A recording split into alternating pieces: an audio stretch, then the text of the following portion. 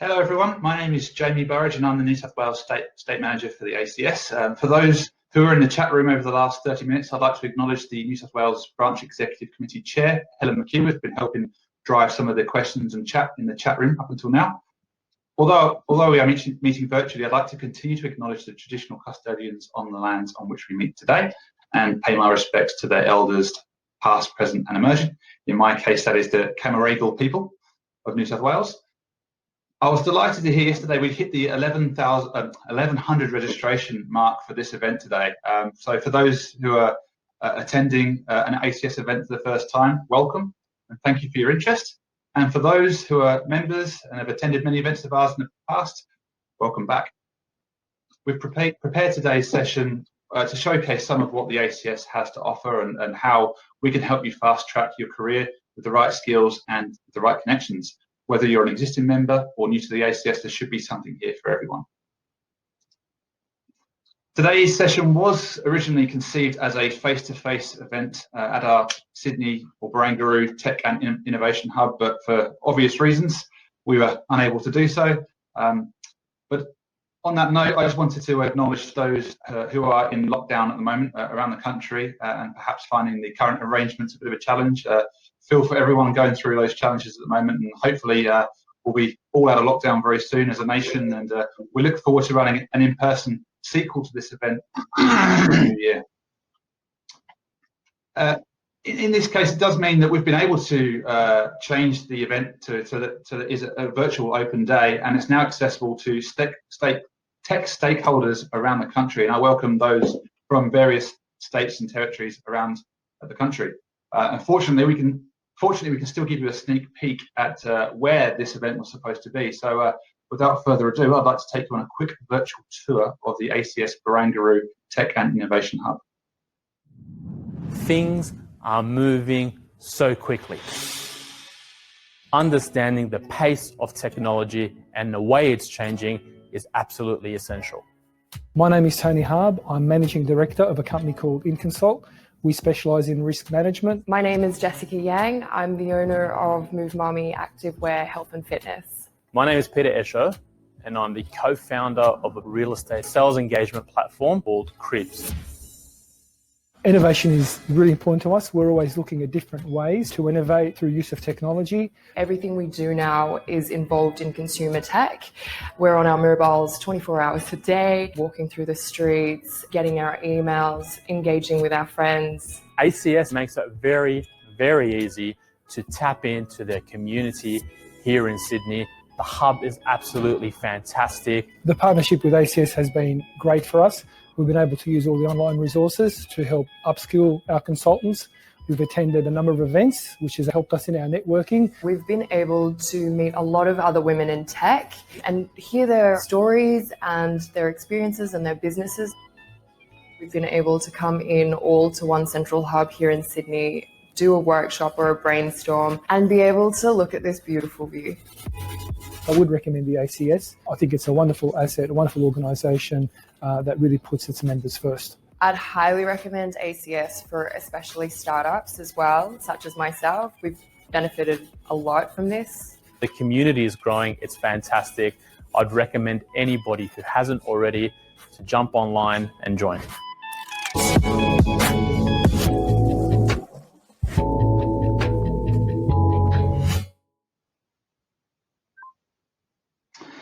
The Barangaroo Tech and Innovation Hub is a space that ordinarily members can access Monday to Friday, and we look forward to seeing some of you back at the hub when we reopen in the hopefully not too distant future. And I must stress at this point that obviously we have members from various states and territories, and each ACS branch does offer unique flavours of products and services. So I have to acknowledge that there are some differences in these products and services that you have access to. At this point, being the 9th of September, I do want to acknowledge Are You OK Day today as well. ACS does aim to support its members and staff with a number of initiatives around mental health, and I just wanted to encourage you to maybe contact friends, colleagues, family, just to check in and make sure they're OK today. Now, I'm happy to virtually introduce an exciting session packed with opportunities for you to network with your peers and meet our experts, or some of our experts at the ACS. Whether you're in the workforce looking to maximise your potential or an emerging professional looking to grow your career, ACS membership has plenty for you to access. The presentations you'll hear today are just a small part of the benefits available at the ACS and to ACS members. Amongst them, you'll find things like professional development opportunities via the ACS career platform, certification, micro-credentials, our professional partner program, Learning Accelerator, ACS Plus, liability insurance, the ability to apply to be an ACS fellow, fortnightly e-news, the list goes on. So there are lots to take into account as a member. This session is for both members and non-members today, and we want to make this as interactive as possible. So feel free to jump in and out of any session and use the chat room to network with your peers. Also, you can submit your questions via the chat function on the top of your screen. Our speakers will hopefully be around to answer as many as possible after each session. So to kick off our program, our first session today will be presented by Lisa Cyric. Lisa is an organisational development consultant in the Professional Standards Learning and Development team at the ACS. Lisa is a certified SOPHIA consultant, which stands for Skills Framework for the Information Age. The SOPHIA framework is widely used at the ACS as well as in over more than 200 countries as a guideline to map the skills and competencies required by ICT professionals. And having attended a day-long Understanding SOPHIA course with Lisa, I know that she has a wealth of knowledge and experience. Welcome, Lisa. Thank you, Jamie. Welcome everyone on this day. Representing Are You OK Day. I, would have to say the same as Jamie. Please reach out to your friends, colleagues, people in lockdown, and make sure they're okay. So yes, my name is Lisa Cyric. I'm the Learning and Development Consultant for the ACS Workforce Development Team. I'm actually based in Canberra, so yes, I am in lockdown and at home with my kids doing homeschooling, so if there's a little bit of noise in the background, I do apologise. But let's get started and talk a little bit about SOPHIA being Skills Framework for the Information Age. I'm going to play you a short video to start with, so let's get that playing. SOPHIA, the Skills Framework for the Information Age, has become the globally accepted common language for skills in the digital world.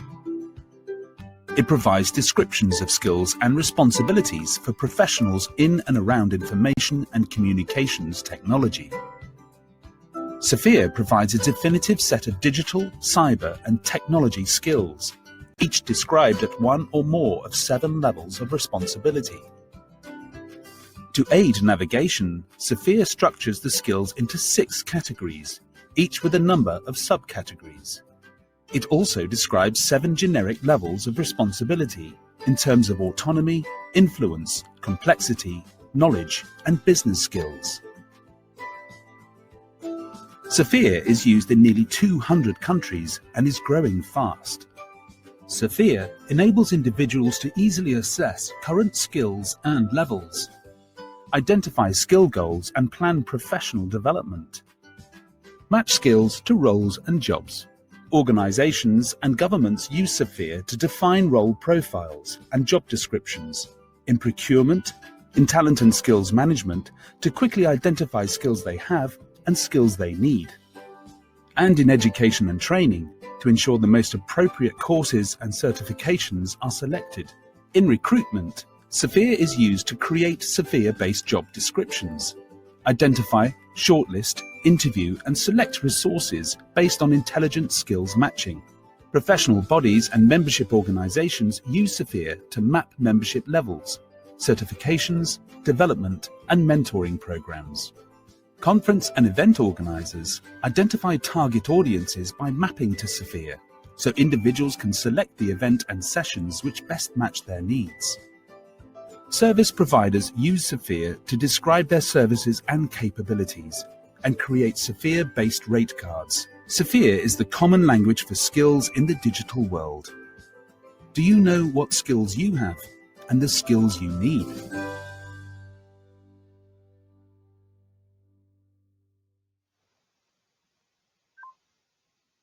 So, Skills Framework for the Information Age is an open source 2-dimensional matrix which was developed in the UK in 2000 by the SOPHIA Foundation, which is a UK consortium comprising of these organisations and, of course, our sister society in the UK being the British Computer Society. The foundation is now actually broader than that. We now have what's called a Sophia Council, and there's representatives from all over the world involved in the council. Version 7 of Sophia is currently in use. It's a capabilities framework which can be used globally, and is 195 countries around the world use Sophia. It's translated into 10 different languages. And if you take anything away from what Sophia can be used for, it's really a tool for aligning a workforce, so being yourselves on this call, to deliver the needs of an organisation, so for the organisation that you actually work for. Sophia 7 was released on the 22nd of June 2018. We will see Sophia 8 released later this month, and I'll talk more about that at the end of my presentation. So the two-dimensional matrix consists of generic skills and core competencies of autonomy, influence, complexity, knowledge, and business skills.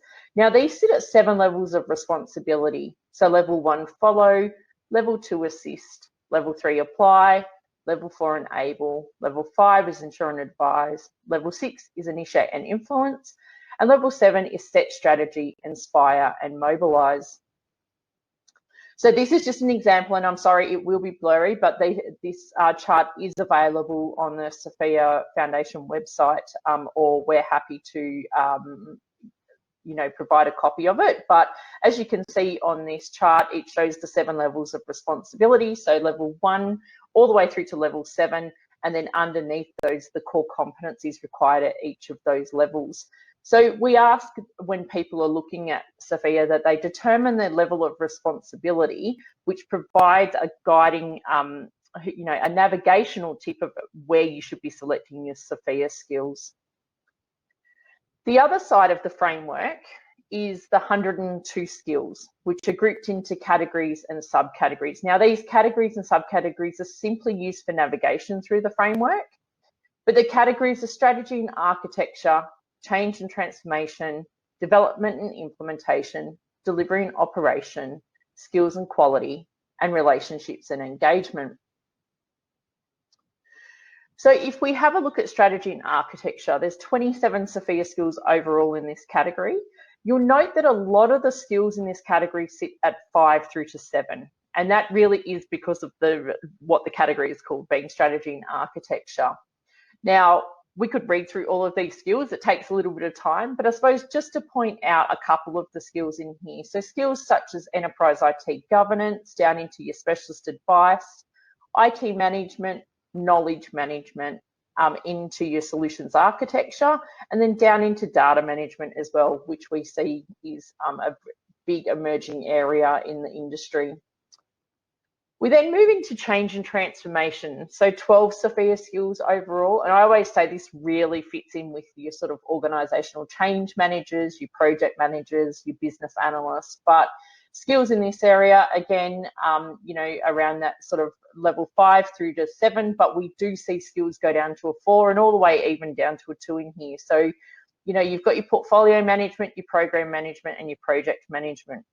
You then move down into your business analysis, business modelling, requirements, definition and management, organisational capability development, your change, implementation, planning and management, which is an interesting skill in the framework. People look at that and go, oh, that's about systems change. But the skill in this category is actually about business change, looking at the business readiness plan, and really moving through to how a business is going to react to the change. When we get into development and implementation, I say we start moving a lot more into the technical skills in here, but 20 Sophia skills overall. You'll note that there's only the 1 skill that goes to level 7, being systems development management, but you'll see a lot of the skills start moving down into that level 2 and 3. So we'll see things like systems design, software design, your programming and software development, down into network design, even into testing, and information content authoring. Your 4 UX skills, so really prevalent in industry at the moment. So user research, user experience analysis, user experience design, and user experience evaluation. And then down into even your systems installation and decommissioning. When we move into delivery and operation, we have 20 skills again. This category actually aligns really closely to ITIL, or the IT Information Library, for those of you who understand that service management framework. So Sophia, as a framework, works cohesively with other frameworks, does not try to overtake those frameworks. But in here, you'll see skills such as availability management, service level management. You've got change management in here, which is actually about systems change and looking at change requests. We then move on down into your IT infrastructure, and also problem management and incident management as some of the skills in here. We then move into skills and quality, so 14 Sophia skills overall. I always say that this is the area that I align to the most, being a learning and development consultant, but skills such as learning and development management, competency assessment, down into your learning delivery, performance management, resourcing, professional development, and then into your quality management, quality assurance, and even all the way down into digital forensics. Last but not least is relationship and engagement. So 9 Sophia skills overall in this category, and we have skills such as sourcing, supplier management, contract management, relationship management. Customer service support in here is around help desk, looking, if you're an IT support analyst or looking at help desk tickets, is really a skill for you. And then we move into marketing, selling, sales support, and product management. So that's sort of the framework in a nutshell. Of course, it goes down further and breaks down into each of the individual skills, and how the skills are constructed is we have the skills name, so the name used for normal reference purposes, then a skills code, so a unique code used for short reference. So we can see that, where it says on the right-hand side there, where it says strategic planning, that's sort of your skills name. Then your code is that ITSP that sits beside the title. Then a overall descriptor. So the overall descriptor actually provides a broad definition of the skill without any reference to how that skill is actually applied. And then we have the level descriptors. So in the example on your right-hand side there, we see level 7, level 6, and level 5. And this skill of strategic planning only goes down to a level 5 in the framework. So that's how it is broken down overall. Now, when undertaking a self-assessment or looking at Sophia as a framework, it's really important to note that Sophia doesn't just look at knowledge, it looks at how the skill is actually applied. Okay, so we could all say that we have a basic understanding of the 102 skills, whether it just be the title of the skill or whether you have in-depth knowledge of that skill. And that's great, but it's then about how you apply that skill.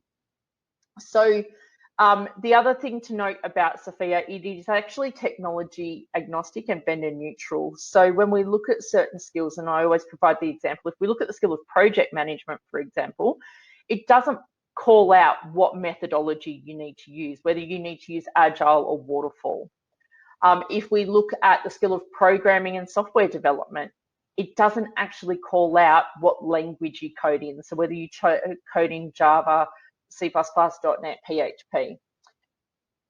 It also doesn't provide direct measurables in the sense of, if we look at performance management as a skill, it doesn't say that you must have 5 direct reports, but it provides a descriptor at level 4, for example, of, supervises teams, allocates packages of work, and ensures teams are working together. So you can see how it provides the measurable in that sense, but not the direct measurable in the sense of you must have direct reports. We also look at currency when undertaking assessments against Sophia or looking at Sophia is, can you apply the skill, or have you applied the skill in the last 3 to 5 years? So these are just things to be mindful of when you're looking at Sophia. So hopefully that gives you a bit of a very quick snapshot of the Sophia framework. We use the Sophia framework with a lot of our organisations, our professional partners. We assist them with aligning job roles to Sophia, which assists with then recruitment, of course. We also allow our organisations or the individuals within our organisations to undertake self-assessments, and that's available to you as a member for ACS as well through your membership access. And then we also undertake formal skills assessments around Sophia as well. So that's a range of different products and services that we provide through the workforce development team. So just quickly to talk about version 8, it's very exciting. It's coming in the next 3 weeks. It will be available as of the 28th of September. And talking about the Sophia Foundation, they really drive forward the changes to Sophia. So if we look at the key themes of version 7, which is our current version, the key themes that came out in 2018 when they were developing version 7 were things around information security and cybersecurity, big data, data science, software engineering, digital transformation, Agile and DevOps, and also the knowledge dimension of competency was added in version 7. So actually that core competency was not in version 6. So moving forward into version 8, the key themes that were requested by industry were artificial intelligence and machine learning, systems engineering, the Internet of Things, robotics process automation, people management, and digital skills for users. Other topics that were taken into consideration were computational and high performance computing, employability, so bridging the education to work gap, creative industries, service design, so that topic was extended to incorporate user experience, information management for librarians, the application of blockchain, cloud computing and infrastructure as code, building management, and also the development of Sophia's generic attributes into areas such as sustainability and ethics. So you can see how the foundation really tried to move with industry. So they do update the framework sort of every 3 years to make sure it is relevant to the current digital and tech industry. So some of the skills that we're actually going to be seeing in the version 8 release, new skills, are investment appraisal, personal data protection, vulnerability research, threat intelligence, business situation analysis and feasibility assessment, system and software lifecycle engineering, data science, machine learning, business intelligence, scientific modelling, numerical analysis, high performance computing, business administration, service catalogue management, vulnerability assessment, employee experience, organisational facilitation, workforce planning, certification scheme operation, and teaching. Now, they were what was available in the beta release. We are waiting on the final release in the next couple of weeks, and as we said, it'll be available to the public on the 28th of September. So we're very excited about Sophia 8 being released. There will be a lot more coming out over the next couple of weeks through the ACS about the release of Sophia 8 and how we'll be loading that into My Sophia, which is our online tool. So please watch this space, and thank you very much for your time today. And if you have any questions, please don't hesitate to put them in the chat. Thanks ever so much, Lisa. Wonderful presentation. And I know you've had a limited amount of time there, so you packed a lot in there. I think we've got time for 1 or 2 questions. So I'm just waiting to see whether any questions pop up in the chat. There's one. Lisa, how many organisations in Australia are actually using Sophia, and who are they? A lot. So Sophia isn't necessarily just delivered to organisations by the ACS, so I couldn't give you an exact figure, but organisations that we work with, we work across a broad range of organisations. We do a lot in federal government, a lot in state government. We also work with quite a few of the ASX top 100 companies. And, there are other organisations that deliver Sophia services as well. But I suppose the one thing to note, and I would look for, for those of you who are on the call that, or on the event that are, looking at how Sophia is embedded in organisations, if you sort of look at federal government, there's a lot, Sophia is aligned really closely to a lot of the job roles in a lot of the agencies. The same with New South Wales government and same with Queensland. They actually all use Sophia as part of their IT roles. So we work with, as I said, quite a large amount of organisations. I hope that's answered the question, Jamie. It's very hard to give exact figures without sort of releasing information that we can't. No, that's fine, Lisa. Thank you very much. There's a second question I just want to quickly get answered if that's possible. How are, and I quote, general skills such as people management measured compared to technical skills? Yep.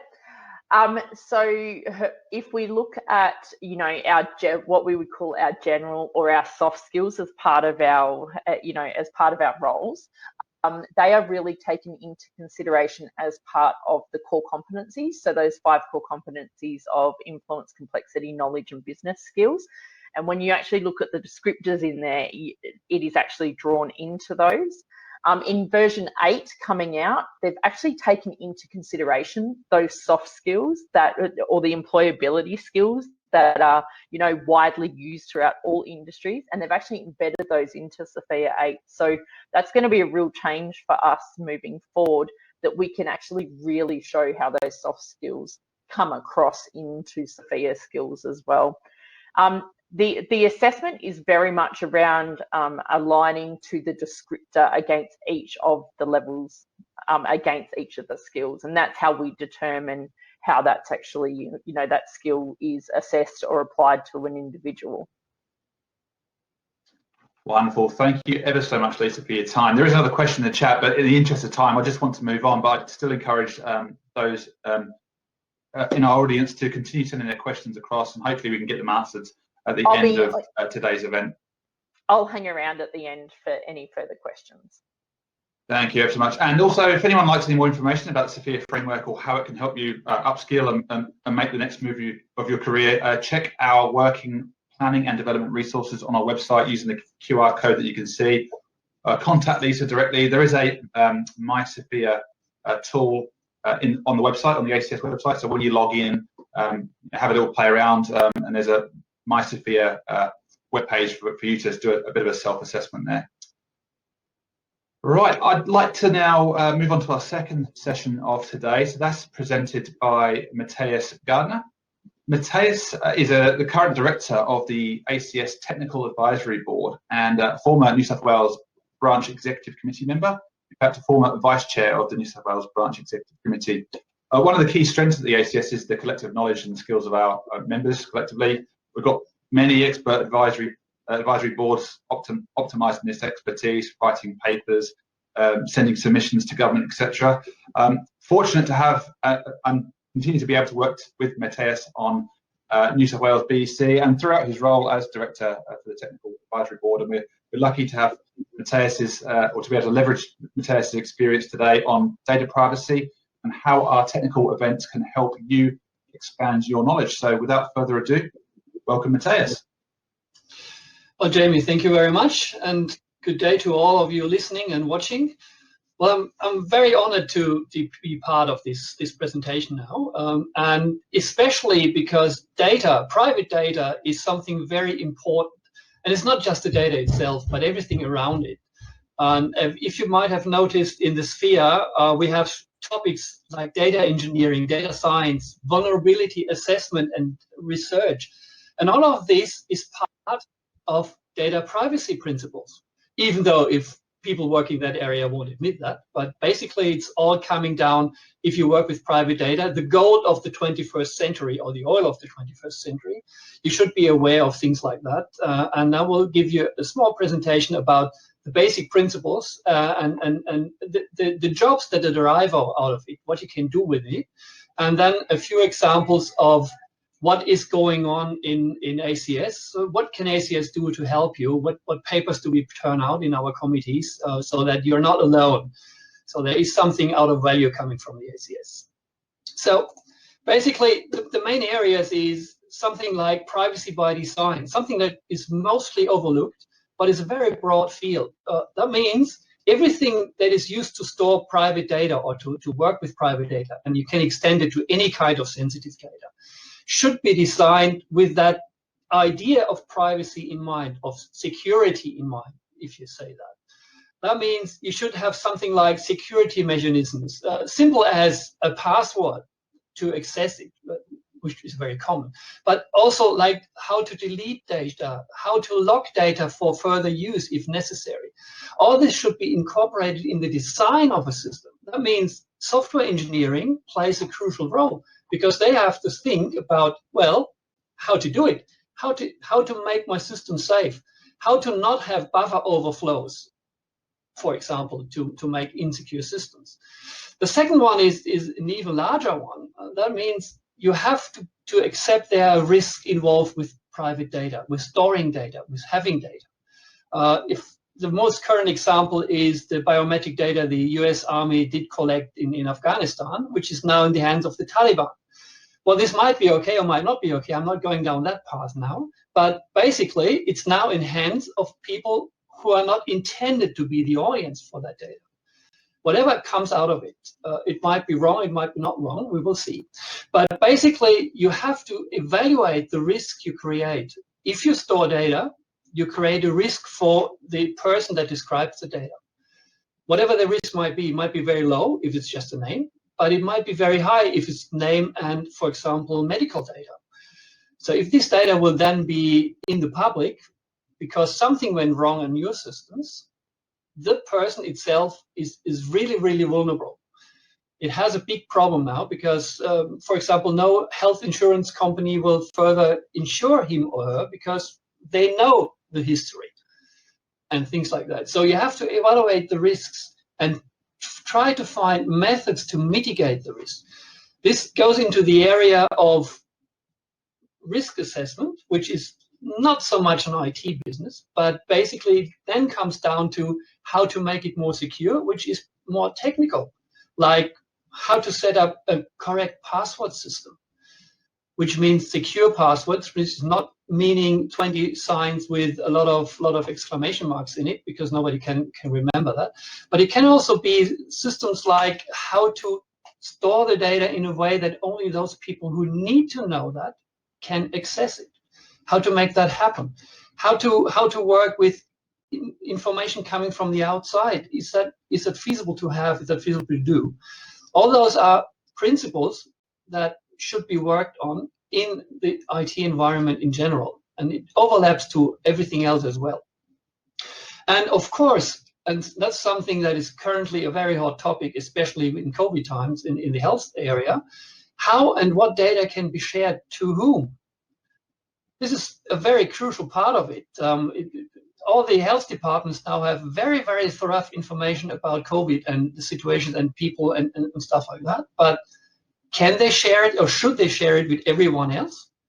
Should they share it with pharmaceutical companies so that they can work on better drugs or not? Or what area they should do? All this is a thing of data privacy principles where someone has to think about, and how can I do it? How can I classify the data so that I know, okay, this kind of data is free to be used by everyone, free to be used by some, or by nearly no one. And again, it comes down to data security. Of course, you have to design a security system somehow. As I said, it can start with a password. It has a firewall. It has whatever, virus scanner, and a lot of other things that are technical feasible to do. I just read an article about that the current exploits going on is, again, a Microsoft Windows, Microsoft Word microvirus that's coming from the internet. How to design a system that is not falling into that trap. How to design a system that teaches your people, your users, not to click on every Word document they can find. That sounds really harsh, but it's a hard task. And then, of course, you have to maintain that system. You have to implement it, and you have to maintain it. Again, another area where you can work in data privacy principles, that is how to do that. And of course, finally, all these procedures and processes, you have heard that before, business processes, business procedures. But this is very crucial, that you have an understanding, or you create an understanding on what data is in my company, in my area of business, and what risk does they have? Again, risk mitigation, but also create a process on working on how to work with that data. How do I allow someone? How do I assess this person that he or she is eligible to work with the data I have? This should be a more or less formal process, because otherwise you run into much trouble, like, well, why did you allow this person to access the data, not the other one? And if you want to answer a question like this, you're in very hot water. So basically, or in general, task where I can see someone working in data privacy, even though you don't have to call it data privacy, is in programming area. How to do secure programming, how to create a guideline of doing that. What computer language do you use? Do you use C, C++, or assembler as a sort of very insecure language? Or you're going to Rust or Go or even Java, which is a bit more secure, because some of the principles are there that prevent you doing a problem, creating a problem, like buffer overflows or things. Or even if you look in the military area, they're using ADA, as a programming language, because it's very hard to program an error in that program. It's not impossible, obviously, but it's not so easy. And obviously, the next area where is heaps of work waiting for people willing to do that is the whole thing of risk assessment in developing potential technical or organizational methods to mitigate those risks. That is a lot of imagination that you have to do, and a lot of experience on what can go wrong. I mean, a hacker is one thing, but there's a lot of other things that go wrong with your personal data, with your secure data. And you have to think about how big is that risk really? How often is that happening? And then find a way to get rid of that risk, or at least to minimize it. Or, and this is also valid, please don't forget that, you can also say, I'm accepting that risk. That may happen, and I may have something going on then afterwards, and I may have to pay money because I did something wrong, but I'm accepting the risk because it only happens once every 100 years. And well, my company is not living long enough for 100 years. That is perfectly acceptable as long as you have a reason why that is so. But all this is something where you can really, really work and spend a lot of time doing that. And the more expertise you get, the better you get, obviously. And companies are really, really craving for someone who is able to really, really do a risk assessment, a good one. And the next thing is for all of those who are going into training or teaching, well, there must be training courses. How to train a user on how to click on emails. How to train a user what is a secure password. How to train system administrators that is probably not a good idea to have the admin password set into 1234. And all of these areas sound quite simple, but to design a proper training course that everyone is wanting to listen to and get something out of it is not easy at all. But again, it's an area where somebody can work. Yeah, cybersecurity methods, well, I don't think I have to ponder on that much. Of course, cybersecurity is a part of data privacy work. The better you create a cybersecurity, the better your data is secured. That's very simple. But another area which is completely overlooked most of the times is when a new process or a new tool is introduced for privacy data or for sensitive data at all, then there should be an evaluation process. Really, it's not easy to do that because most of the time somebody invents a tool or buys a tool and implements it in the company, and you don't even know that it exists. But basically, you should have a look on it as a data privacy manager and have a say on saying, well, this is not working because it creates too much of a problem. Or if you have tools like monitoring tools that monitor your IT systems, they might collect too much data from people, so that somebody who really wants to is then afterwards able to, well, to make a profile of your user, which is something you really don't want unless it's very, very crucial. And these are all areas where you should be able to work if you call yourself somehow data privacy workers, data privacy expert, or data privacy implementer. So what is this all with the ACS? Because this is basic. Well, basically, ACS creates framework, creates papers, and I will show you some out of the output now in the next 3 slides, and of course a link to some of the documents.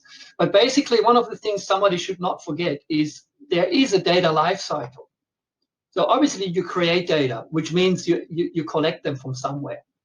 So you have the provenance, where it was coming from, you have the data itself, and you have the metadata about it, like I collected it at that time and whatnot. So while you transmit it and store, you create more value, but basically you don't change the information.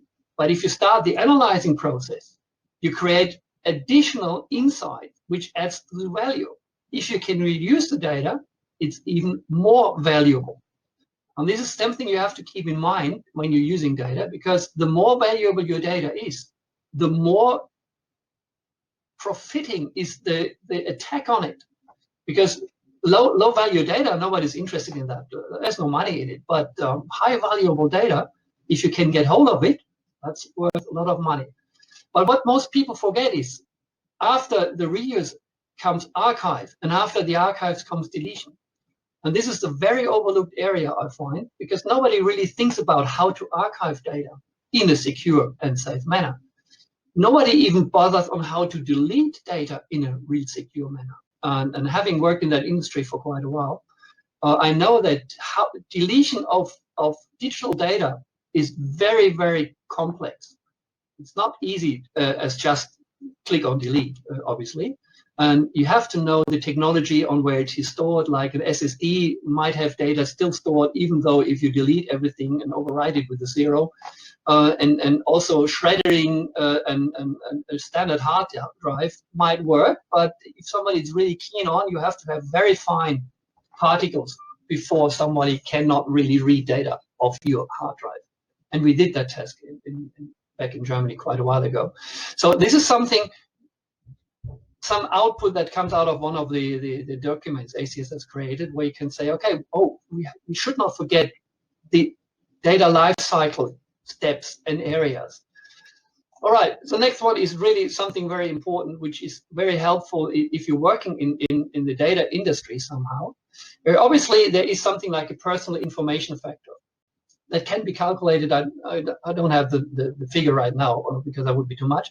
But the higher the value is, the more sensitive, the more interesting the data, the more personal the data becomes. So very low value would probably be just my name. So that's quite a common thing. But very high value personal information factor 1 would be my name combined with my medical records or my bank statements. Because this is very personal. This is really me then. My name is me too, but it's just a name. And the more sensitive your project will be, the more assessment, the more barriers you should create. Like if you're working on a very sensitive project, like evaluating how much I did spend on, I don't know, medical stuff, then you must have a pre and post domain expert review. So somebody has to look over your project and saying, yeah, that's all right, we can do that. The risk is acceptable, or your risk mitigation methods are acceptable. You have to do a technology assessment before you can even start the project. And you have to restrict access to the data and to the output of the data, obviously, because only a very few people should know what I am doing there. But on the other contrast, open data is, as I said, my name, and very low sensitivity project would be, well, who are all the members, who are all the elected members of the ACS governance board? Well, that's open data. You can read that up everywhere. It's open. Nobody has to care about anything. And the more you come to the high value personal information factor, the more you have to do, and the more sensitivity you create in the project about something, the more, again, you have to do. And this is one of the guidelines that you should adhere to, and that is an output of ACS that you can refer to. And if you do that, you're probably not doing it wrong. And actually, the data scientists of New South Wales are really, really going into that. And work exactly like this. The second one is, yep, we have a data lifecycle stage, obviously, and we have a trust in the environment. Trust in the environment means, well, the ones who are exposed to the data, how trustworthy are they? And as a side note, if you become a trustworthy data analyst, you can work with much more interesting data than if you're just the average person that has low trust in the esteem of everyone. But you can collect, in a low trust environment, you can collect low trust data. Low trust data means not very important data. There is no authority necessary to be able to collect stuff like that. There's no purpose for the collection really necessary because it's just more or less open data. And that goes on into, if you reuse the data, there is no required guidance because it's just low trust data. It's not very, well, it might be an important data, but it's not very sensitive data. But if you need very high trust in contrast, you have to do something like you have to gain explicit authority and consent to be able to collect those data. There must be a clear purpose why you collect the data, because otherwise you will not be allowed to do it, because just collecting out of collecting sense is not a good thing. And it goes on like, well, you create explicit restrictions on how data should be worked on, how detailed can metadata be, and how can insight be transported to somewhere or not transported, how to measure that, how to set it up. And the work in data privacy is you're one of the 4 or even 5, if you want so, people, areas where you are. You're a high trusted person, you're a medium trusted person, whatever. And that defines in what area you can work in and with data. So basically, what is ACS doing? Well, as Jamie said, I'm the head of the technical advisory board. So in my area are the cybersecurity committee, which brings out paper on how to secure data. What guidelines can be there? What you have to look at. We have the data sharing committee, which brings out, and I have them on the right slide, on the right side of the slide, like a data sharing framework for business and government, a data sharing framework for everyone.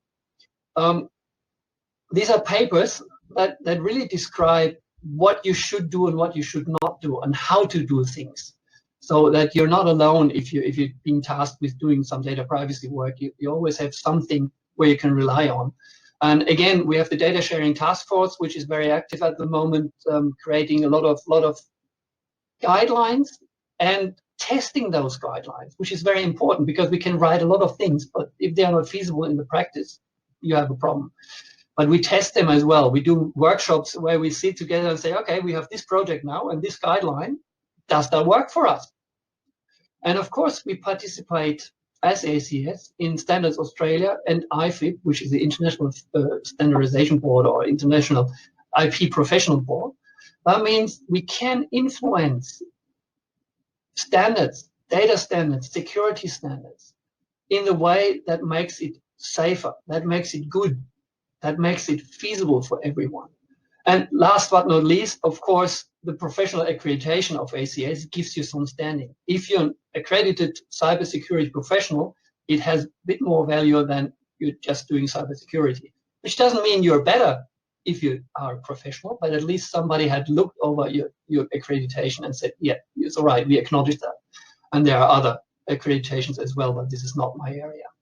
So basically, this was everything I wanted to say to you today. I'm happy to discuss, and I'm happy to get some emails if you want to have some questions or anything. So don't think I'm too private to answer. Thank you very much. Matthias, always a pleasure to hear from you, and thanks again for sharing some of your knowledge and expertise. Look, in the interest of time, we've got one question we want to ask you, and I know that through the question manager here, we had a few more questions that we're not going to be able to get to. Actually, a few more dozen questions, I think. So, very popular session. But that one question, if you could answer this one very quickly, is: do you have any advice on how to best evaluate the different data privacy solutions? Yes and no. I have to answer that this way. No, because every company, every environment is different. What works well for one company doesn't work for the other, because they have different ways of doing things, they have different goals. But anyway, the basic denominator where you can really go in evaluating things is and solutions is, first of all, do they really mitigate or minimize the risk that you have? This is the first thing. So the really basic thing is, what is your risk you're trying to attack? And is this solution, the data privacy solution, really addressing this risk? Or is it just mildly addressing it and it works on other areas? And it might be that the other areas are interesting as well. But this is the basic answer I can give. Have a list of your risks and check them against, is this tool really working on those risks, or at least promising to give you give you help in mitigating those risks. That's in the nutshell, because otherwise we have to really look into very fine technical details, and that really relies on what is the company doing. Thank you ever so much, Matthias. If anyone on the call, on the event, would like more information about data privacy or the technical advisory boards and how it can help you legitimize your skills, reach out to Matthias or click on the link that you can see on the website. If you can't actually click the link, we'll send all the links across to our audience after the event has finished. So you will receive those links in due course. Now we're halfway through today's presentation. I hope you're finding it valuable. A big part of the benefits as an ACS member is that you can access most of our events and the events recordings after the fact, which is great. Later this month, you'll have the opportunity to hear from Steve Newry, our Head of Data Science at ACS, on his journey as a senior ICT professional from Iran to Australia. That'll be a good one. We've also got at the end of the month, Victor Dominello, the New South Wales Minister for Digital and Customer Service, answering your questions at our Digital Pulse 2021 launch. So again, another great event I'm looking forward to. So if you're not a member, join us to get complimentary access to these events. If you are a member, we look forward to seeing you there. Now, third session of today will be presented by Dr. Richard Hemsworth. The New South Wales branch piloted a mentoring program which was led by Richard, and that counts many committed mentees and mentors. Following the success of this pilot and the support of Richard as a dedicated volunteer of the ACS, we were able to offer a second intake of this program. The program assists ICT professionals to either progress their careers or give back to the tech community through their experience and expertise. I should add that Dr. Richard Hemsworth is a member of the New South Wales Branch Executive Committee. Now, whether you are on the lookout for some useful mentoring tips, irrespective of whether or not it's through the ACS, you might be part of a mentoring program independently or already have a mentor, or you'd like to give back to the community, this program and the principles behind it may be valuable to you. So again, without further ado, I'd like to welcome Richard. Thanks, Jamie. Let's have a look at why we are doing this. Good afternoon, ladies and gentlemen. It's a pleasure to be here this afternoon.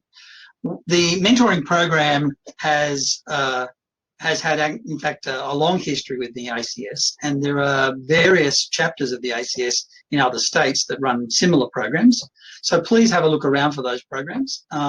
We try to offer back something to the members through a mentoring program, whether it be the opportunity to develop your skills as a mentor or through perhaps helping you to get a better job. Lots of reasons people do mentoring programs. So today I'm going to talk about these 5 points that are on the screen. The why are we doing this part of the puzzle, what mentoring is and how it differs from other sorts of career development that you might engage in. I'll also go on to talk about the benefits of mentoring. There are benefits for the organisation, obviously, in offering a service, but there are also benefits for the mentor and the mentee. And some of those aren't necessarily obvious, and I'll mention a couple of those as we go through. What is involved in being in the ACS New South Wales mentoring program as well? It's a 6-month program. It's a great program. We have at the present moment about 40 pairs in this particular session. That's this 6 months. And you are most welcome to join us as either a mentor, a mentee, or join the organising committee to help us manage the mentoring program. I'll also talk about the next steps and how you can, in fact, click on a button and register one through our electronic forms to be a mentor or a mentee. So let's get on with it. We're doing this because at the heart of the New South Wales ACS strategy is the individual member, and having value for the individual member is very important to us. We have a number of missions, and one of them is to be an authority, but also to provide technology capability and to improve that capability. To do that, we can do that through our mentoring program. So over on the right-hand side of this slide, you'll see that there are 3 areas that we talk about being the domain of the professional. To be a professional in the IT industry requires 3 things. Well, probably more than 3 things, but we think 3 things will hit the key issues. So you need to be IT technically competent. That's that pink chartreuse colour that's on the screen up in the left-hand side of the triangle. Lots of people offer you technical qualifications, Microsoft, Oracle, whatever. And that's not the business of a mentoring program. We're in the business of the other 2, the leadership and interpersonal mastery, the orange one, and the yellowy burnt sienna colour one, which is the strategic and business nous. Most people who develop in the IT industry end up in a management position because basically you get paid more money in a management position, to be blunt. So there is a drive towards that understanding business and strategic nous. There's also this drive towards leadership and interpersonal mastery. Fortunately for us, we have a great national competency standard, SOPHIA, and the SOPHIA documentation has already been spoken about by others today, and you can look that up to your heart's content. But basically, the mentoring program is validated by having a look at the SOPHIA competency framework, deciding what the leadership and interpersonal mastery skills are, deciding what business nous is necessary, and then providing some guidance and help for people to be able to develop those skills. So very strong links between the mentoring program itself and, on the other hand, the SOPHIA competency framework. So what is mentoring? Well, mentoring is a helping relationship. It's not a training relationship. It's not about providing you with brand new knowledge in a technical sense. It's about providing you with an opportunity to grow your experience and maybe goodwill, and developing some networking and meeting some new people and gaining confidence in who you are and what you have to offer. I see a lot of people who present resumes to me in one or more of the jobs that I've had in the last few years, and those resumes don't represent the best of the people. I look at those resumes and I think there's something else here, but I have to interview the person to be able to find out what that is. I wish they had presented the information better so that it would enable me to make a better choice for who I'm going to interview for a job.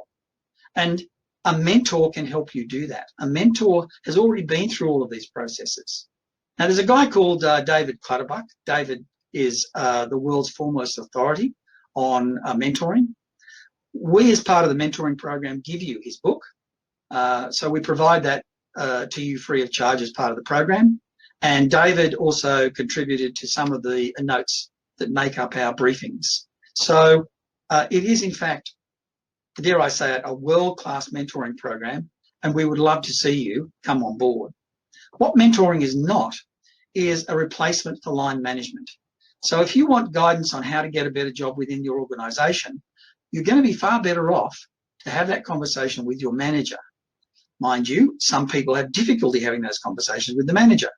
So here again, the mentor can help you to develop those skills, to be able to have the conversation with your manager, to be able to get the better job, to get the promotion, whatever it is. We are not, however, a job hunting service. So if you think you're going to join the mentoring program, meet up with this really kindly person who is going to give you a job, that's not the role of the mentor. It really isn't. We'll help you to do that, but it is not the job of the mentoring program. There are lots of benefits for, in particular, the mentee: improved job security, higher salaries, gaining political skills, as I said, that strategic nous component. It is so difficult for people to convey in a university course or a technical course online or any other form of conversation other than a one-on-one mentoring program. On the other side, maybe you'd like to come and join us as a mentor. Now, mentors get this opportunity to give back to the community. They develop a greater confidence, and strangely enough, every time I read the reviews, they talk about being happier. Now, you know, in today's world, maybe that's an aim in itself, just to be happier. But our mentors certainly have that feedback and have given us that feedback about being happier as having done the mentoring program. They also understand their own leadership skills, their own communication skills, and it's an opportunity for growth. So let's talk about the specifics of the program. It's a program that's about 50 pairs, so 100 people take part in this program. It has 2 intakes a year, about 6 months. We operate from January to June and from June to December. It's heavily subsidised. There is a budget which is allocated by the organisation to support the program. And of course, all of the aids and all of the handouts and all the material that you get are all part of the deal. The mentoring pairs get to set their own agenda, however, and that's part of the individual nature of the mentoring program. The aspect that I probably should talk about, and I'm very pleased that we had an opportunity to talk about privacy, because in the previous chat that you had, they did mention privacy, or we mentioned privacy, and everything you do as part of the mentoring program is confidential. Nothing is shared, and we do not keep records on whatever conversations take place. So there's an opportunity for you to talk about the issues that really matter to you in absolute confidentiality and get feedback which is reasonable and absolutely honest. So 2 intakes a year, half-year cycle. These are the sorts of things that we do. We do program applications, which you can do right now for next year. We then do the intake kickoff meeting, which will happen in January for the new intake for 2022. We then do a mid-session huddle, as we call it, where we talk about communications and other aspects of your development. And that's a little bit of a training exercise, but at the same time, it makes sure that our mentors and mentees are getting on well and are delivering a good outcome. What we then do is we've got some more support through the rest of the 3 months. That's April and September, April or September period. And then at the end of the program, we do a closeout where we try to understand what we can do better. And we do health checks throughout the program. So how long will it take, or what involvement will it take from you? And the answer is probably about half to 1 day in total over the entire program in terms of meetings. There's also 2 to 4 hours a month in terms of conversations and follow-ups. And then there's an evaluation at the end. So it's not a big commitment in terms of formal time, but it is an opportunity for you to have quite in-depth conversations with your mentor or your mentee about how he or she is going. So have a look here at the dates. You can see here that normally we would open up the invitation register on the 15th of November. However, because we're doing this presentation today, you can in fact book in from today. So I'll give you those addresses at the back end of this presentation, and you can register up until the 20th of December. We then pair people up, and on the 18th of January next year, probably at about 6:30, hopefully we can resume at the hub. We can buy you a sandwich, we can give you a drink, we can introduce you to the hub if you haven't been there before, and we can show you the sorts of things that the program is about. That's a 2-hour session on that Tuesday the 18th. You can see that we do health checks, you can see that we do a mid-session huddle on the 29th of March, and then we do a closeout meeting on the 14th of June. Now, a lot of our mentors and mentees continue the relationship after the formal program, and we don't have any issue with that at all. In fact, we find that lots of people continue that relationship because they've developed a friendship associated with having either the mentor or the mentee in their lives. So there is a handbook available online. That's what it looks like, the thing on the right-hand side. It's about 25, 26 pages, something like that.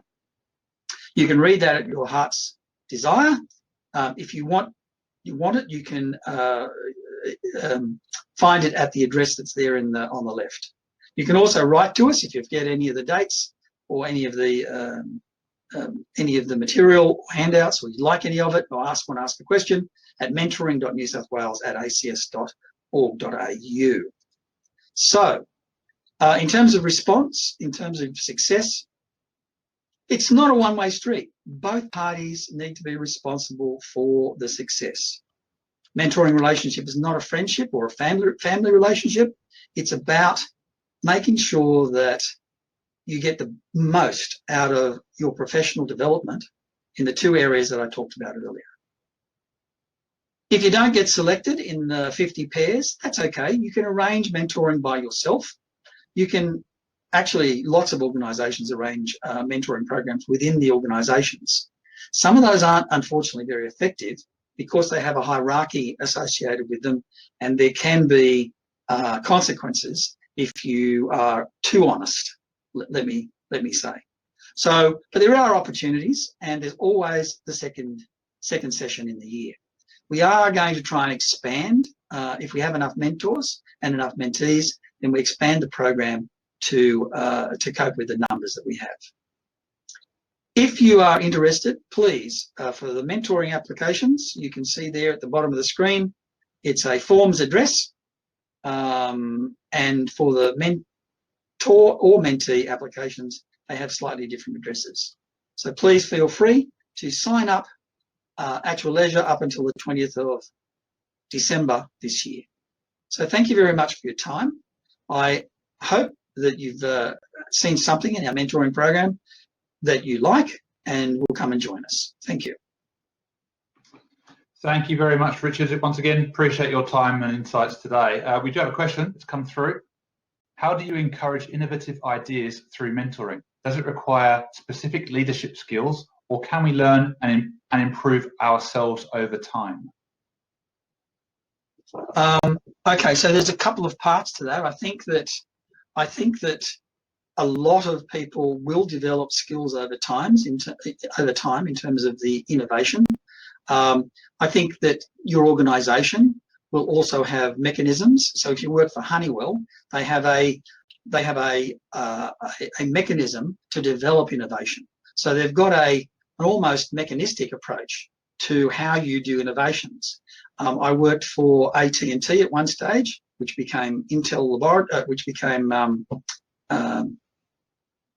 Bell Laboratories, and we were putting out 5 patents a day, and I believe they still are.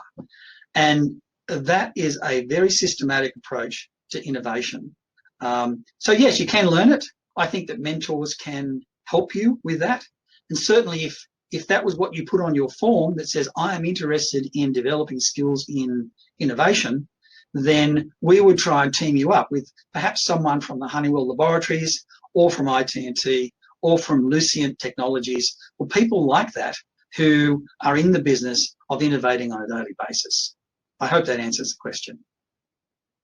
That certainly does, Richard. Thank you very much. Now, Richard, if you're sticking around, just wary of the time, hopefully we can get some more questions at the end, but I noticed that you've added the contact details there, so anyone who's interested in asking a question can contact you via that email address there. Thanks, Jamie. Now, no problem. Thanks, Richard. And if anyone has any more, would like any more information, feel free to look at the handbook, as Richard alluded to there, from a mentee or from a mentor perspective. So feel free to reach out if you'd like any more information. Now, today's session is coming to an end, and I hope you found what you've heard so far interesting and useful. The last, but certainly not least session, will be hopefully of particular interest to those for any existing or aspiring entrepreneurs on the event today and will be presented by Siobhan Casey. Siobhan is the Director of the Scale-Ups and Innovation Labs and Acting Director for Professional Standards and Assessment Services at ACS. Co-located at ACS Barangaroo office, as well as at the Brisbane and Melbourne ACS offices, we have dedicated scale-up labs, founders and entrepreneurs. Siobhan will showcase Harbour City Labs and how it can help you get out of your way, play to your strengths and augment your growth journey. So with vast experience in the tech space and in the broader association space, I'm very fortunate to count Siobhan as a colleague at the ACS, and I'm delighted to be able to welcome her here today. Thank you for joining us, Siobhan. Thanks very much, Jamie. And I thought the last question was a great segue into the Innovation Labs discussion. So look, I'm conscious we're coming to the end. I will run through this fairly quickly because I'm hoping to get some really great questions. So look, ACS, when they were 52 years old, decided to move into the innovation space. And our aspiration in doing that in 2018 was to ensure that Australian entrepreneurial businesses or aspirations could be successfully scaled using the adjacency of ACS. Harbour City Labs is focused on growing the next generation of global tech innovators. And let me tell you how we're going. First off, we have amazing offices. If you have had the pleasure, as Jamie started this presentation, and seeing our space, it is a real point of differentiation for entrepreneurs. Traditionally, innovation hubs are more grungy, industrial, ping pong tables and beanbags.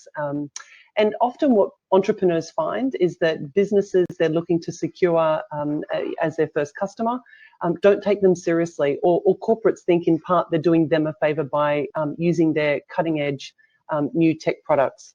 So when they are found or meeting with corporates in ACS, in the Harbour City Labs location, they're definitely taken very seriously, and founders have told us that they actually convert bigger deals.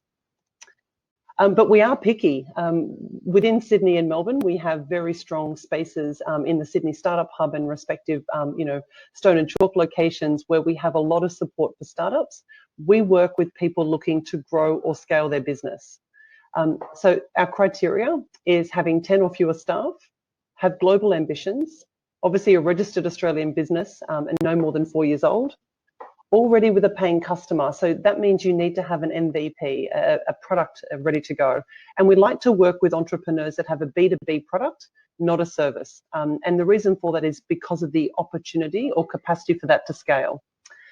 Obviously keen to contribute to the community of scale-ups within the facility. And we also only work with entrepreneurs that are committed to a minimum of 12 months within the facility. So we don't have hot desking and we don't have month-to-month arrangements. The secret sauce, how does it work? We are not programmatic. We don't have sort of month-by-month stepping stones to get through. With myself and my colleague, Andrew Corbett-Jones, we do work on a bespoke mentoring program. So we work with the entrepreneurs based on what their challenges are at any given point and look to resolve those as we move forward. And people are really enjoying it and it's working. How likely are you to recommend? Our most recent study of entrepreneurs gave us a 22 on NPS. So that's from a negative 100 to a positive 100. And just some of the comments that we're hearing from our founders is it is a really great place, good vibes and support. The great location and the modern facilities has definitely helped them as well, as I mentioned before.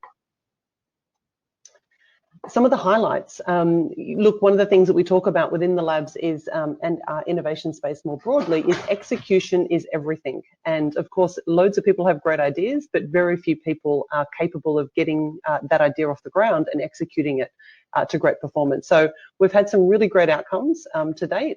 Since we've been opened in Sydney, in 3 years, we've raised, or the companies that we have worked with have had more than 50 million in capital. And in the last 6 months, during COVID, we've had 11.9 million in capital raised. 57 full-time equivalent staff have been added to the entrepreneurial teams. And at this point in time, across 106 desks in Sydney, we have 15 entrepreneurs and their colleagues. 2 graduates, obviously after a couple of years with the lab, hopefully the next challenge is just a bigger office location, which is 2 of our businesses. One is Fathom AI, which helps organizations understand which roles in 5 years' time will be augmented or which ones will be fully automated. And a good example of that may be something like an accounts clerk. And Fathom's platform and analysis informs organizations that rather than get rid of the accounts clerk, potentially you've got a 20% skill gap in relation to moving them across to a cyber analyst. Another great success story is Harrison AI, but I will go into them in just a moment. Just want to share with you some of the brands that you may be familiar with. If you are aspiring to work within an emerging tech business in Australia and you are based in Sydney, probably take a note of some of the great brands that you've got up in front of you there. They would be my recommendation for people to reach out to with your resume to see whether you could get a role within a growing tech industry business. So really, really fast-paced work and amazingly talented teams.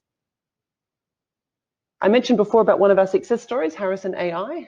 Harrison AI founded by two doctors, and they use artificial intelligence, and their first area was working in the area of IVF treatment to help doctors and IVF specialists identify embryos using AI of the highest likelihood of success. And in the end of 2019, they successfully raised 30 million in investment. And they've now grown their business into other areas using the same tools and excellence. So they're a really great graduate and example of performance. And one of our more relevant founders and teams is Relevance Ai, excuse the pun.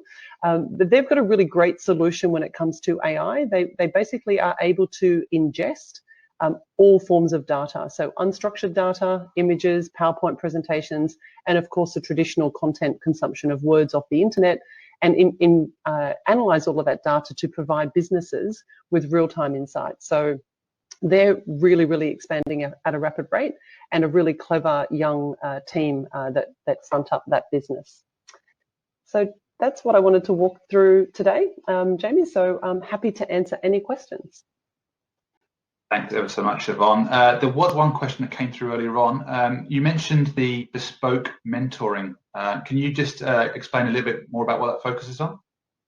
Yeah, certainly. So effectively what, in essence, you're looking to help the founders or the entrepreneurs ratify is what is their core problem statement. So we all have ideas around business, but that idea is in essence solving an existing problem they've identified. Once they've identified that problem and it's holistic and it's not just based on one person's opinion, you're then looking at a comprehensive solution to that. So how well have they mitigated that problem with the business offering they're looking at doing? Then we look at things around how scalable is it? How easily replicated is it? And I'm often reminded of the Navman and TomToms that we used to have in our cars, and then Google Maps came out and basically significantly replace that opportunity for those businesses. So is your business going to be easily replicated? Is it genuinely innovative, or is it just simply an improvement? And of course, a revenue model. You might have a problem statement, you might have a solution, but is someone willing to pay for it? So that's sort of some of the elements we look through. And then obviously much deeper mentoring around capital raising, product market fit, commercialization, etc. Thanks, Siobhan. The second question is a lot shorter and sharper. Is Harbour City Lab limited to business to business? Look, not totally. We do have B2C offerings. One of it's based on application, so happy to talk to anyone after this presentation today to discuss that further. The key challenge, of course, with a B2C offering is the cost of capturing customer eyeballs. It's not impossible, and we have other entrepreneurs. We have an entrepreneur in Melbourne, Cobra Insurance. It's a B2C offering.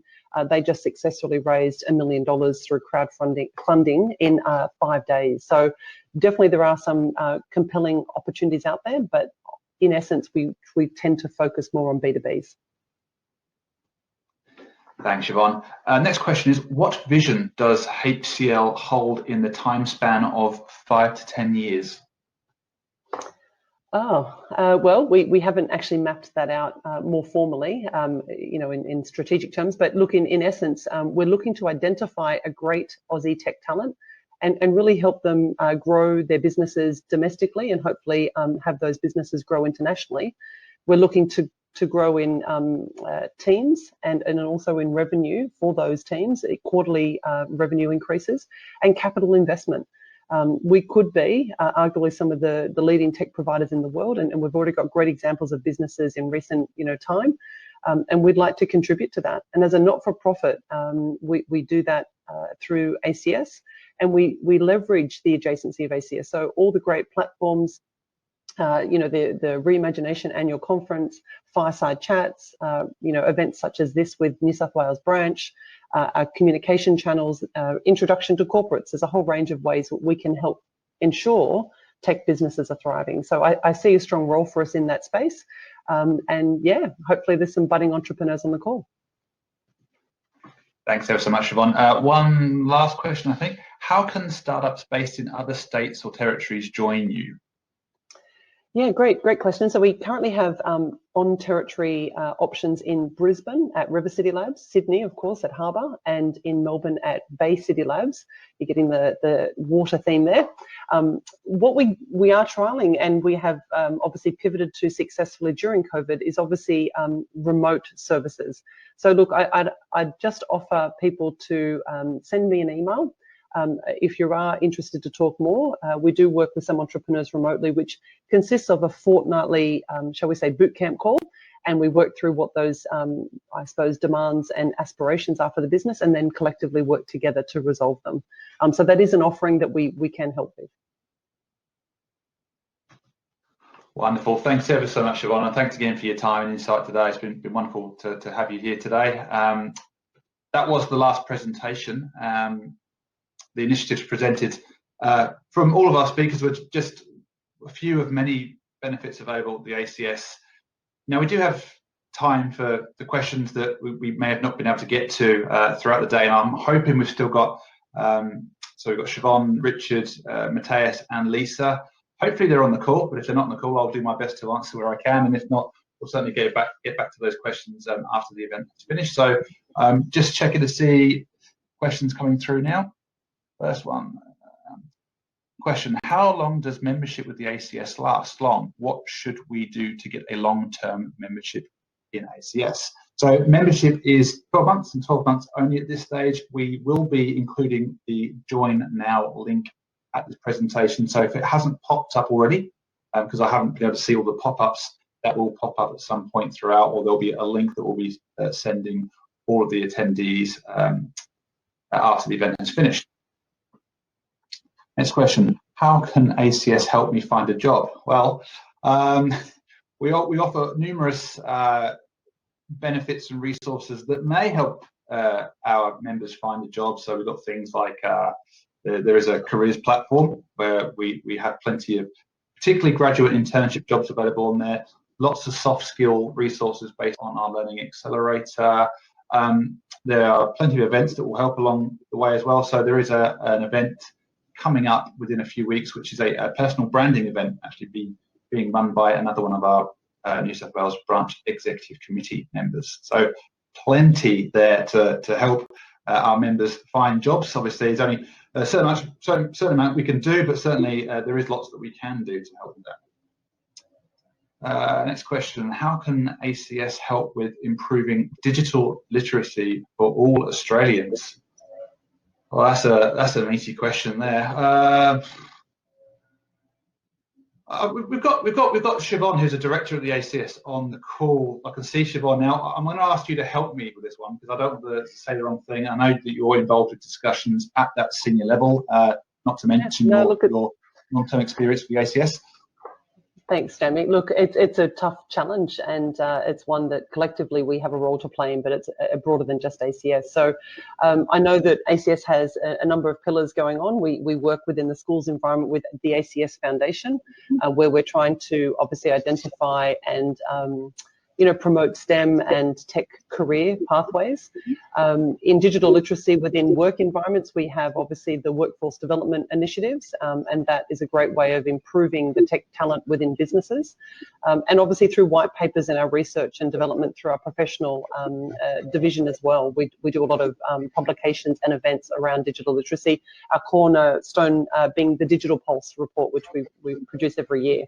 So I think there could be a stronger role for ACS to play potentially with lobbying government on strong areas that the industry needs support with, and I know there's an appetite for us to be even more successful in the coming years in that space. Fantastic, great overview. Thank you very much, Siobhan. There was a question that came through earlier on. how can I get help regarding how to efficiently alter resume and cover letters for a particular job as I apply but don't hear back? Any help from the ACS in improving my efficiency to apply? Well, I did make reference to the personal branding event in a few weeks, which will certainly help. And the ACS does offer, regardless of where you're located, monthly half-day tech and employability conferences. So there are events, particularly that half-day tech and employability conference, which do focus on things like resume writing, how to improve your social media standing in terms of professional social media, things like LinkedIn, interview techniques, how to conduct yourself, etc., etc. So please do look out, both members on the call, for those half-day tech employability conferences. Now, I've had a question directed to Richard, if Richard's still on the call. Hopefully he is. Richard, how do you advise closing the gap between of the job and experience for emerging professionals? Does that question make sense? I think, yeah, how do you close the gap? There is an opportunity, as you've said, with programs that are run by the ACS in developing skills around getting the first job or getting a job that's not normally within your existing repertoire of skills. So there are lots of people who've gone off and done training courses and become certificate 4 in training people, and they're trying to move from that technical skill set into a different part of where they might like to go. So they might have been a programmer in PHP or COBOL, even, you know, going way back, because the banks are still using COBOL. But to progress, there's plenty of opportunity for you to develop new skills. What is important, though, is that perhaps you should get yourself a coach. Find somebody in either your organisation or someone else that you know who's been through all of this before and can guide you in terms of that process of getting from A to B. Now, mentors, coaches, whatever you want to call the people, can in fact help you enormously. And this also speaks to the last question, which is how do you develop your skills to be able to get that interview better or faster or more effectively, or not be just dismissed? And coaches and mentors and people who have been there before are a quick way to get you the experience you need vicariously, so that you can actually have a better chance of getting employment. So it's about several ways of closing the gap to answer the question in summary. First way, get yourself a coach or a mentor. Second way, do programs like the ACS offers, which will give you some skills that specifically address the need that you have. Thanks ever so much, Sorry, Richard. Jamie, could I add to that, please? Of course, Lisa. I'm glad you're still on the call. Yeah. So I suppose to add on to Siobhan and the other presenters around having an understanding of how you can transfer from one role to another, I think it's really important to understand where your skills are transferable. And that's one thing as people we don't do very well.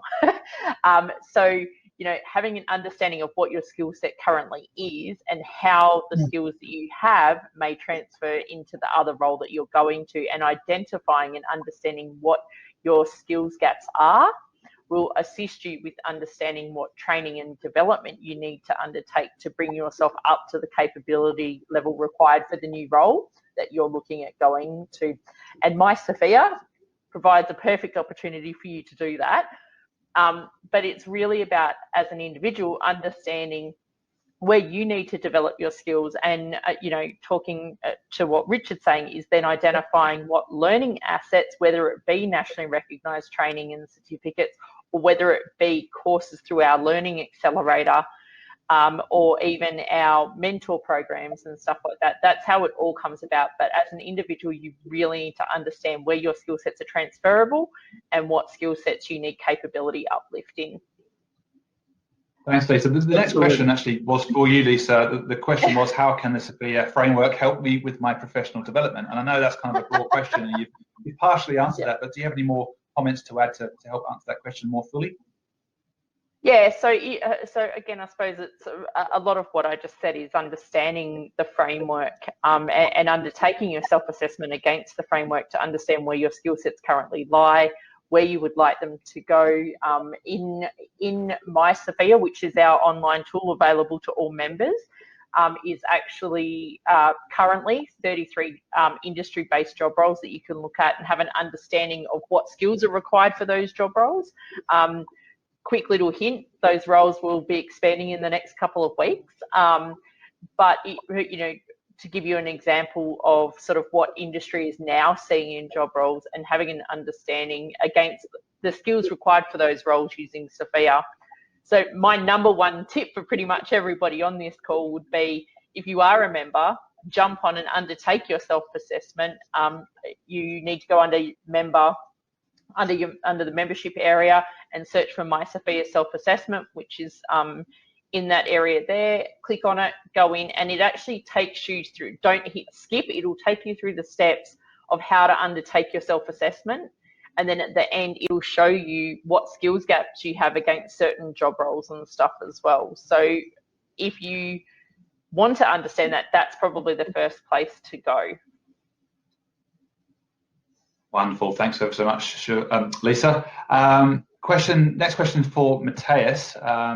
Now, Matthias, I know this isn't necessarily strictly for cybersecurity, which is the basis of your session, but the question is, any advice for graduate uni students to apply for jobs and maximize their chances? So again, quite a broad question. If you've got any tips or hints or advice, that'd be great. I do have some. Well, basically, the first thing I would say is be honest about what you can do and what not. This is one of the things, because dishonesty or over-exaggeration of what you're able to do and what you're not to do is something the professional HR people really find out very quick. The second thing definitely is demonstrate a keenness to learn. This is something that is mostly overlooked. People coming out of university and either think we have learned nothing in the university or we have learned everything and know everything. Basically, no, you don't. But demonstrate that you're able to learn and that you're keen to learn something new, that you really test yourself out of the waters, is something that is really appreciated that's my experience. And the third one obviously is use the resources of ACS. Go the sphere, go the professional certification ways, because that improves your chances, because ACS or some third party has evaluated you then, so to speak, and say, okay, he is qualified as a professional, or she obviously, and that is something companies rely on, not in the sense that they really only look on that, but at least in the sense of, okay, I think we don't have to test everything. That gives you at least a head start. Thanks, Matthias. And the next question is actually for you as well. The next question is, data security is given high priority in software development and cybersecurity, but privacy and data breaches still occur. Can you suggest some framework or standard to avoid such breaches? Well, there are plenty of frameworks and plenty of standards already there. But I challenge the assumption that it is giving high priority in software development, because I see a lot of code coming out of whatever production area, which is really, really questionable. And it looks as if they might have implemented some standards but don't even use them. This is the biggest problem, or one of the biggest problems in software development. But data privacy is not stopping with software alone. This is one part, obviously. But basically, most of the data breaches we see at the moment are something like human error, like putting a database on the internet, or don't even think about how to secure a password in a store. Secure password like hashing or something, and having them in an Excel sheet on clear text, something like that, which there is no framework available in terms of, well, this is it, because that should be common sense, but isn't. So no, I don't have any suggestion which framework would be better to use, except that search one and use it and really push it through to every developer, which is cumbersome, and it really doesn't adhere to agile programming or agile development. That's the problem. Agile development really is contrary to security in some senses. It can be done, but usually it isn't. Sorry for that. Well, Thanks, Matthias. The next question is for me. Oh, I feel flattered. Does the ACS hold some women in STEM initiatives? Great question. We do have an event actually at the end of this month, 27th of September, which is a software engineering course for women. And for those that are interested in some of the more events around diversity, we've actually got another session being run by the same BEC member that I mentioned was running the branding session, Lucy. So Lucy's running an event on the 27th of October for the ACS, which is called How Can We Increase the Number of Women in Tech? So there are a number of events that certainly champion diversity and encourage diversity in the ICT space. So I hope that answers that question there. Question for Richard. What are the main reasons why senior professionals decide to mentor? Well, that's a really good question, and thank you very much for asking that, because we've got probably 40 people at the present moment who come and mentor for a whole range of different reasons. They like to give back to the community. So there is in Australia, we are the most volunteering country in the world, and that also extends to people who do mentoring, because they want to give back. They want to share their knowledge and share their experiences with others to help them. So there are a lot of people who do it for that reason. There are others who come into the program and who want to give back through learning more from other people. So I'll give you my own case. So I'm a mentor. I'm also a mentee simultaneously. And one of the things that I do is I like to get people who are straight out of university, who have done their courses, who are absolutely top notch on their skill sets. And I haven't done a programming language in so long I couldn't tell you, but it's important for me to be current. And so I use the opportunity as a mentor to learn lots of things from my mentee. And it's a two-way street. So I think that probably they're the main three reasons for why senior people become mentors. Give back, learn something new, and also keep current. So maybe that helps. And Richard, I always remember the point you made when I attended the opening session for the first mentoring intake, which was, it doesn't matter how old you are, how experienced you are, there's nothing to stop you from being a mentor or a mentee. And that did stick with me. Yeah, exactly right. I mean, one of my mentors, more of a coach, is a 22-year-old female who lives in Newcastle, and I didn't know how to do something in particular, and I found this particular person who is an expert, and so there is a 30-year gap between my mentor and me, and she's 30 years younger than I am, and it's fabulous. I learn lots every day.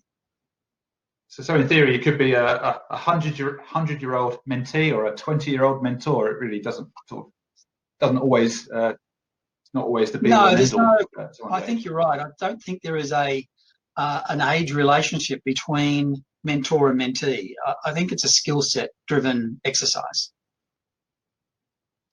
Well, thanks for answering that question, Richard. For those on the call wondering, there has been a few questions for Siobhan, but Siobhan's had to duck off. She had another meeting to attend, so those questions we'll try and answer via email after the session has finished. So moving on, next question is for Lisa, if Lisa's still on the call. How often should I review my skills assessment? Yeah, so we recommend that you review your self-assessment every 3 to 6 months, or in the case of being with an organisation and where you may be using it for your performance appraisals, every mid and full year cycle review. So one thing that the My Sophia tool does have is a reporting mechanism in it where you can actually print 3 different reports. So you can print a skills profile summary, a skills profile detailed, and a skills gap report against one of the industry job roles, for example. Great evidence to use as part of your professional, as part of your performance appraisal to show your professional development. And yeah, so we do recommend every sort of 3 to 6 months because your skills do change and grow over time. It's really important when you're undertaking your self-assessment not to go in and assess yourself against a whole 102 skills, because we can pretty much guarantee that nobody can apply all 102 Sophia skills with any form of currency. So we do recommend when you do your self-assessment to select only between 4 to 20 Sophia skills and a maximum of 30. And again, it's about looking at that currency. So skills that you've applied in the last 3 to 5 years is really important because it hones in on what skills you can actually apply. Fantastic. Thank you ever so much, Lisa. Now we've probably got time for 1 or 2 more questions. Next question directed to Matthias. During COVID-19, I'm assuming during the pandemic, what is the most critical data privacy issue? Well, actually, there are 2 issues. One on the side of the data itself, meaning the states do collect a vast amount of data from its citizens at the moment, all those tracking data, which is absolutely necessary, so don't get me wrong here. But of course, this data is very crucial because it can be used to find out who is connected with whom. For COVID reason, that's very good because then you can start telling people, well, be careful, there is some infected person. But if you're doing it a bit more advanced, it might be on the wrong side of the law because somebody is able to track you and to find out where are your peers in a non so good manner. As I said, for COVID reasons, quite fine. But this is one side. The other side is the business side. Obviously, we're all doing work from home, or a lot of people do work from home, and it's very hard to secure your workplace, your remote workplace, your home work office, in the same way a company could do. It would take a vast amount of money to do that. That's one thing. And second is usually the infrastructure is just not there. You share a computer with your roommates, with your partner. You share an intranet, a local area network with your partner, with your people living in your household. And to secure that against or towards your company is really, really not easy. So we've seen a lot of successful attacks coming from homework offices, not because they did something wrong, but because they can't secure the system as good as a professional could. Thanks, Matthias. I think we've got time for another question. So this one's for Richard. Richard, if you can condense this into 60 seconds or less, that'd be great. What are some of the main criteria you're looking for in mentees? Well, we don't have a criteria list for mentees. We actually accept anyone. And what our primary driver is to make sure that we are able to deliver the best possible matching of a mentor to a mentee. So if you have a list of specific criteria and we have someone who happens to match those as either a mentee or a mentor, then that's the pairing process. And the pairing process means that you can get the best outcome from this professional development. And a lot of the things that we've spoken about today have been about professional development, whether it be Sophia, whether it be the technology piece, whether it be privacy. And there are lots of different reasons why people do either mentoring or mentoring, mentoring, either one. So no, there's no specific criteria. Great, thank you very much. Now, on that note, I think that's all we have time for from the Q&A front. Just a couple of reminders to our audience before we wrap up for today. So a reminder that our Digital Disruptor Awards are open to all. So Nominate your friend, your peer, your colleague, your favourite tech innovator for our annual awards. So the Digital Disruptor Awards are held on the evening of the Reimagination Conference. So hopefully you can see that slide right now and check out the QR code to use the QR code to have a look at the website and the nomination criteria. As I mentioned earlier, we also have a wide range of events coming up available to you. When I say to you, to members, I know there are a few non-members on this call. There are options for non-members to register and attend our events as well. So some of those events include the What is Happening in Automation session, the New South Wales Digital Pulse launch with Minister Dominello, the Minister for Digital and Customer Service, Journey of an ICT Professional with Steve Newry, who is our Chief Data Scientist at ACS, a Human Rights and Technology session with the former Human Rights Commissioner Edward Santo, and the personal branding session I mentioned a couple of times actually with Lucy Lynn, the New South Wales BEC member as well. So feel free to visit our website for more details and for registrations. Wanted to also just showcase the New South Wales branch team. Now, today I've been the face of the New South Wales branch, but certainly there's a team behind the scenes and also colleagues in different states and territories helping each other out as well. But this is the team without whom we wouldn't be able to put on events like today and all the other events we've got coming up as well. So just wanted to acknowledge and thank the team working behind the scenes for their input. And on that note, reach out today to get a tailored catch up with me or the team or any other ACS staff you wanted to reach out to. If you have any other questions following this event, feel free to contact us and we'll do everything we can to answer that as quickly as possible. But on that note, I'd just like to thank everyone once again for being part of today's event. And hopefully we'll get to see you all in person one day soon, those that are based in New South Wales, and I'm sure members from other states and territories will be looking forward to catching up with their respective branch teams as well. So thanks again, have a great day, and look forward to catching up soon.